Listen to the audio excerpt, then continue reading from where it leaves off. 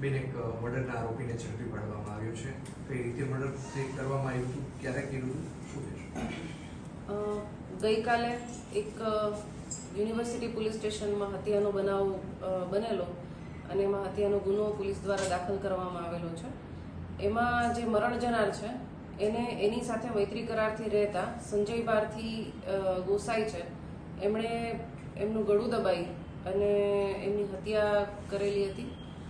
પહેલાં શંકા હતી, શંકાના આધારે જે શકમન છે એને પકડી અમારી ટીમ, પોલીસ સ્ટેશનની ટીમ દ્વારા, અને એની પ્રાથમિક પૂછપરછ કરતાં એણે ગુનો કબૂલેલ હતો. અને બાદ એની જે સંજય ભારથી છે એની મારી જ જાત તપાસનો બનાવ હોય, હું તપાસ કરી રહી છું એની, અને અમારા દ્વારા એની ધરપકડ કરવામાં આવેલી છે.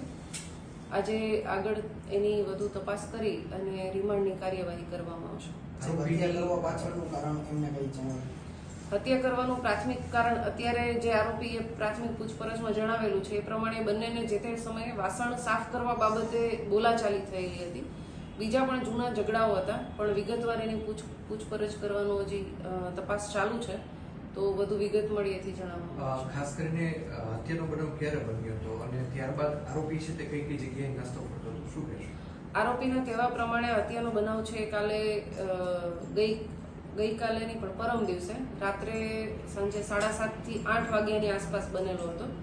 એ પછી આરોપી છે એણે પોતાના જે બાળક છે, આ બેનનું જે બાળક છે એને ટ્યુશનથી લેવા પણ ગયેલા છે. ટ્યુશનથી લાવી અને એના નાનાના ઘરે પણ મોકલેલો છે બાળકને.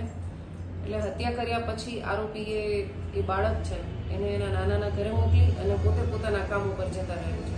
આરોપીનો કોઈ ગુનાહિત ઇતિહાસ કઈ સામે આવ્યું છે? ના, હાલ એવું કોઈ એનો ગુનાહિત ઇતિહાસ જણાયો નથી.